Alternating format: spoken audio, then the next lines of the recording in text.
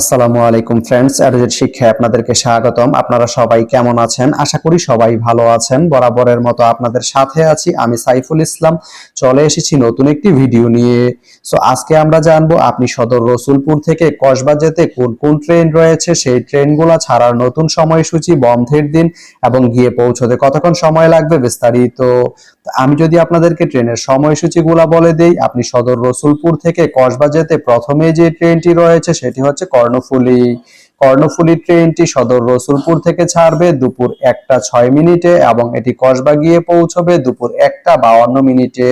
এই ট্রেনটির কোনো অফ-ডে নেই। তারপরে রয়েছে ময়মনসিংহ মেল। ময়মনসিংহ মেল ট্রেনটি সদর রসুলপুর থেকে ছাড়বে রাত 9টা 22 মিনিটে এবং এটি কসবা গিয়ে পৌঁছবে রাত 10টা 7 মিনিটে। এই ট্রেনটির কোনো অফ-ডে নেই। তো আপনি সদর রসুলপুর থেকে কসবা যেতে এই দুইটি ট্রেনের যে কোনো একটি ট্রেন ব্যবহার করতে পারেন। তো ভিডিওটি কেমন লাগলো অবশ্যই কমেন্ট করে জানাবেন। আর ভিডিওটি যদি ভালো লেগে থাকে বা আপনার কোনো উপকারে এসে থাকে তাহলে ভিডিওতে একটা লাইক করে দিবেন, কারণ আপনার একটা লাইক আমাকে অনেক ইন্সপায়ার করে নতুন নতুন আরো ভিডিও বানাতে। তো ধন্যবাদ সবাইকে ভিডিওটি এতক্ষণ ধৈর্য ধরে দেখার জন্য। ভালো থাকবেন, সুস্থ থাকবেন, অ্যাডজেট শিক্ষার সঙ্গেই থাকবেন।